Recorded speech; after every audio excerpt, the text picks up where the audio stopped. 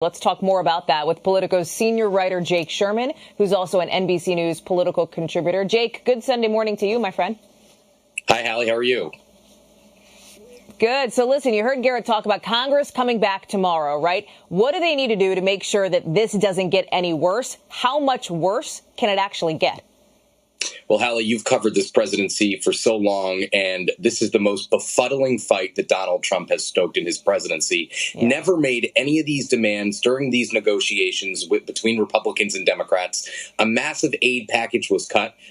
Celebrated by both sides of the aisle. And now, with the bill on his desk, he's starting to complain about elements. And the one way out, we've talked to a lot of senators and members of the House over the last couple of days, really the one way out, the chief way to end this drama for so many Americans is for the president to sign this bill in front of him, which has been heralded as a big product of bipartisanship, but he refuses to do so.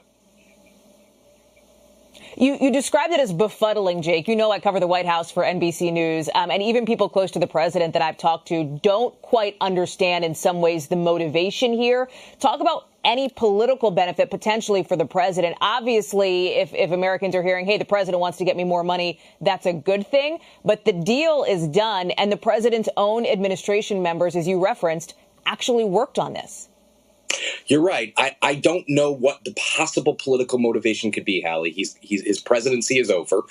He could have potentially ruined the chance for Republicans to hold on to the Senate. There's 2 special elections in Georgia coming up in the next couple of weeks. His party is being routinely and roundly blamed for this impasse. I don't understand at all what he's trying to do. I guess you could say he's trying to get more money for the American people. But again, if they're not getting unemployment, if the government shuts down at a time where so many people are relying on government aid, I don't know what the benefit is at all to the president. Jake, you talk to so many people. You are very well sourced in Washington. Based on your reporting, look ahead for us, maybe a couple days out here. If the political pressure that is being brought to bear on the president doesn't come through, he does not sign the bill, what happens next, right? I mean, does the government shut down? Are we now back to where we started? Are all those Americans desperately looking for help, sort of out of luck? Well, tomorrow night, Hallie, Monday night, the government shuts down. So that's number one. And yes, everybody who is relying on the government for any kind of service, all of those services will be stopped for the most part on Monday night.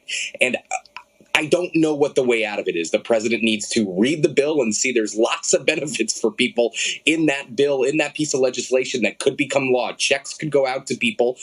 I don't know the way out of this besides the president signing this bill, because I don't think the $2,000 checks that he's promoting, that he's pushing for, I don't think there's much political will for that in Capitol Hill, especially as the year and his presidency come to a close.